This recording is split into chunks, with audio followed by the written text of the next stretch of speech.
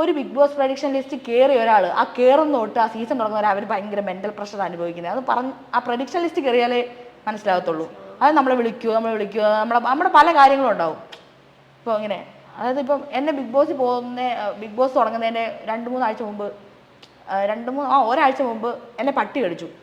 അപ്പോഴും ഞാനിങ്ങനെ അയ്യോ ഇനി നമുക്ക് ബിഗ് ബോസിൽ പോകാൻ വേണ്ടി നമുക്ക് അവിടെ നിന്ന് എല്ലാം ഇങ്ങനെ ഇൻഫോർമേഷൻ കിട്ടും. കൺഫേം ആണ് കേട്ടോ ഒഫീഷ്യലായിട്ട് വിളിച്ച് പറയില്ല, അല്ലാതെ പറയും ഹൈ ചാൻസ് അങ്ങനെ ഇങ്ങനെ അവിടെ നിന്നൊക്കെ കിട്ടും നമുക്ക്. എന്നിട്ട് അപ്പോൾ നമ്മൾ പട്ടി അടിക്കുമ്പോൾ അയ്യോ നമ്മൾ പട്ടി അടിച്ചാലല്ല നമ്മൾ ചാവുമല്ല, അയ്യോ നമുക്ക് ഇത് കാരണം ബിഗ് ബോസിൽ പോകാൻ പറ്റാതിരിക്കുമോ അങ്ങനെയാണ്. അപ്പോൾ അവരൊരു എന്നിട്ട് എന്നോട് വേറൊരാൾ പറഞ്ഞു, ഞാൻ എന്നിട്ട് ലാസ്റ്റ് ക്ഷമ കിട്ടും തുടങ്ങാറായപ്പോൾ ഞാൻ പറഞ്ഞു ഇനിയെങ്കിലും ഒന്ന് പറയോ ഉണ്ടെങ്കിൽ ഒന്ന് പറ, മാർച്ച് 1 ആയപ്പോൾ മാർച്ച് 1-2 ഇനിയെങ്കിലും ഒന്ന് പറ ഉണ്ടോ ഇല്ലയോ എന്നൊന്ന് പറ എന്ന് പറഞ്ഞു. എന്നിട്ട് പറഞ്ഞു ശ്രീലക്ഷ്മി എന്തുകൊണ്ടാണ് അങ്ങോട്ട് വിളിക്കാതിരുന്നേ, അങ്ങോട്ട് വിളിച്ചാൽ ചിലപ്പോൾ കൺഫേം ആയേ.